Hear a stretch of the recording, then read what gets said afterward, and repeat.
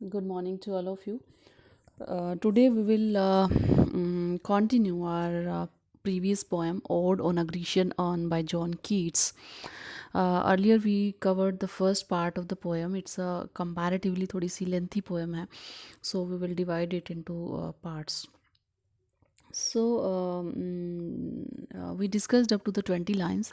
21st जो line है, happy happy boughs that can't shed your leaves nor ever bid the spring adieu, and happy melodies weird for every forever piping songs forever new.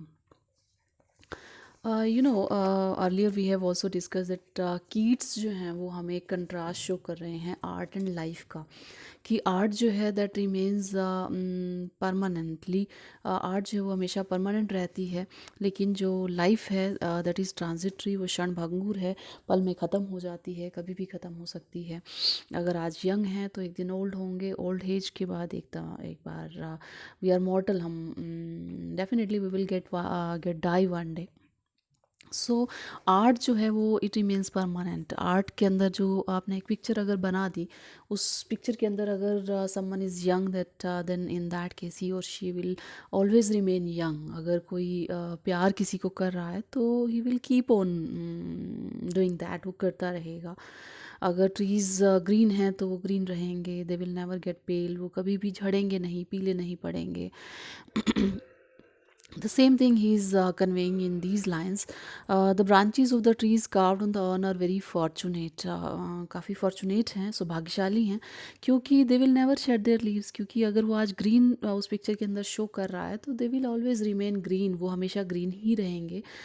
They will never get yellow, वो कभी भी yellow नहीं होंगे। And the spring will never go from them, spring कभी नहीं जाएगा। And musicians are playing on the pipe, they will never get tired. अगर हम रियल लाइफ में बात करें तो if someone is playing on the instrument, अगर कोई इंस्ट्रूमेंट पर प्ले कर रहा है तो definitely after some time, after 1 hour और 2 hour, definitely he will get tired.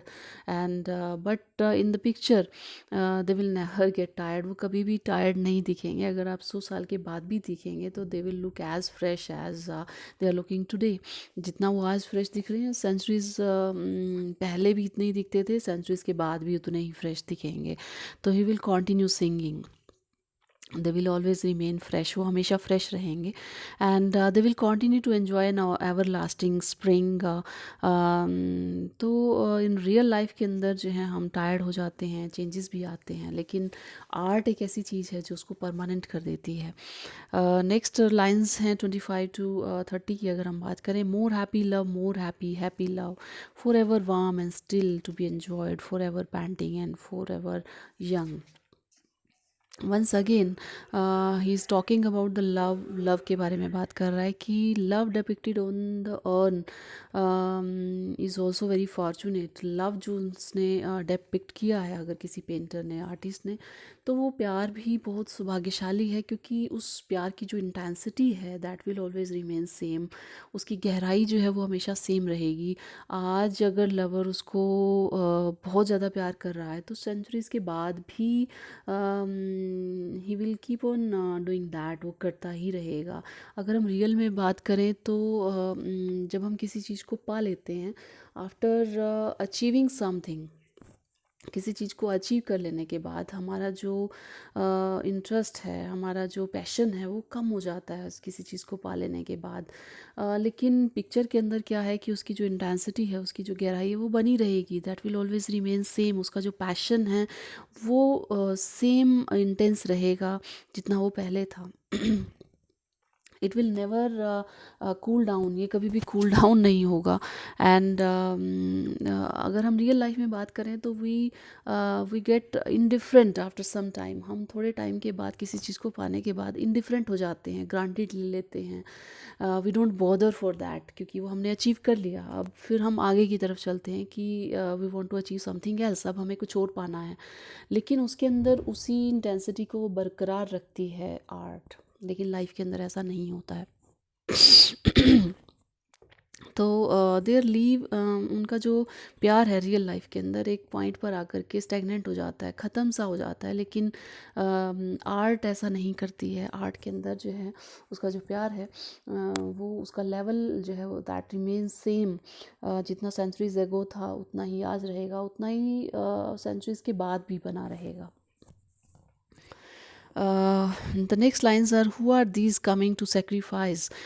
Now the जो next part है कलश का, कलश को जब थोड़ा सा और उसने स्टडी करने की कोशिश की है तो there is one more picture, एक और पिक्चर है, and that picture is about the sacrifice। कोई sacrificing scene है, जैसे कोई बलि चढ़ाते हैं उसका सीन है कि पीपल जो हैं they are coming to a place of sacrifice.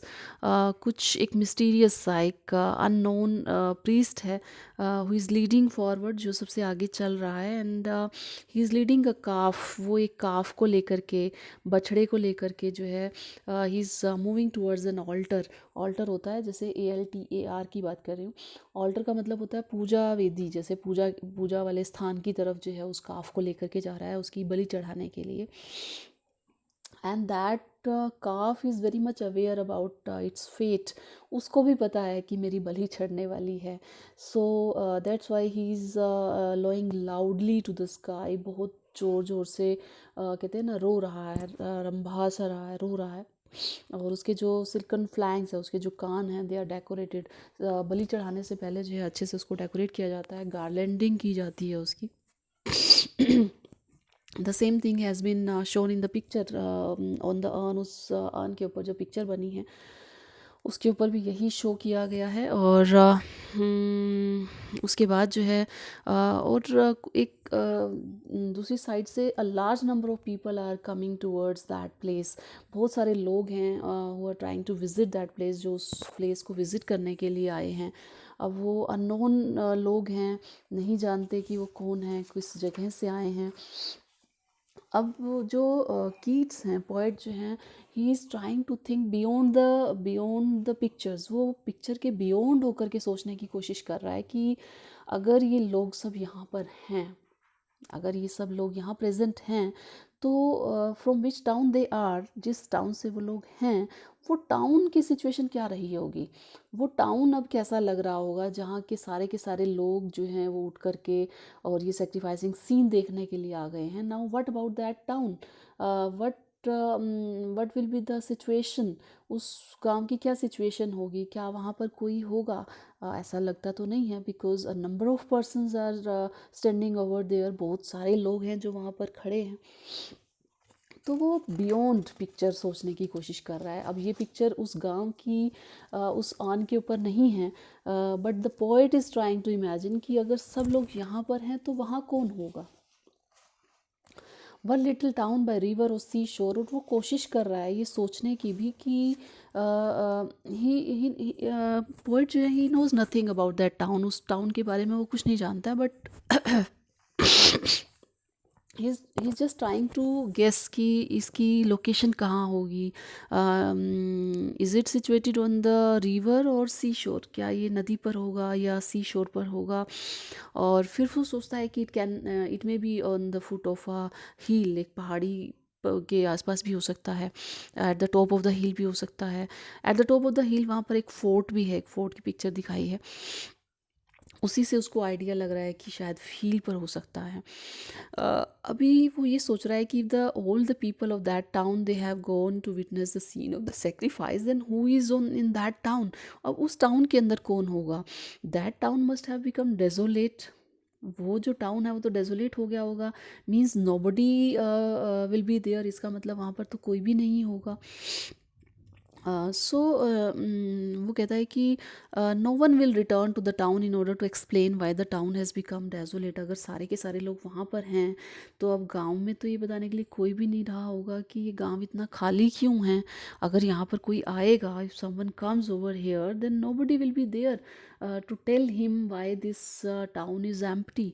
ये गांव सारा खाली क्यों हो गया, उसको बताने के लिए कोई वहाँ होगा ही नहीं। तो पोएट जो है मतलब he is just curious to know where that deserted town is situated. वो कोशिश कर रहा है गेस करने की कि वो जो ये डेजर्टेड सा टाउन है वो कहाँ सिचुएटेड होगा। तो ओवरऑल अगर हम बात करें, समराइज़ करें पोएम को, तो ही सेज दैट कि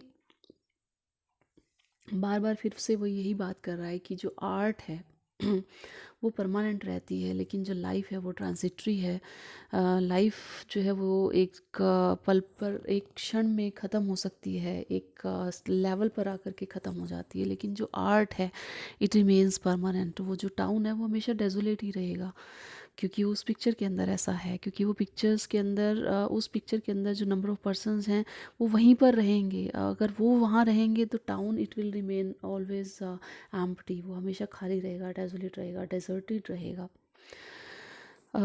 Next lines are oh, attic shape, fair attitude with breed or marbles, men, maiden overthrow, overwrought with forest branches and the trodden wheat. One more scene is there, एक और scene है। अब ये जो urn है, basically it's a beautiful piece of art. ये एक beautiful piece of art है, डेकोरेटेड है, बहुत सारे सीन्स इसके ऊपर लगे हैं, और फिगर्स हैं मैन की, वीमेन की। They are carved in marbles with great skill, बहुत अच्छे स्किल के साथ उनको कार्विंग की गई है, और they are adding beauty to the urn. उसकी वजह से अर्न की, कलश की जो ब्यूटी है वो बहुत सुंदर हो गई है।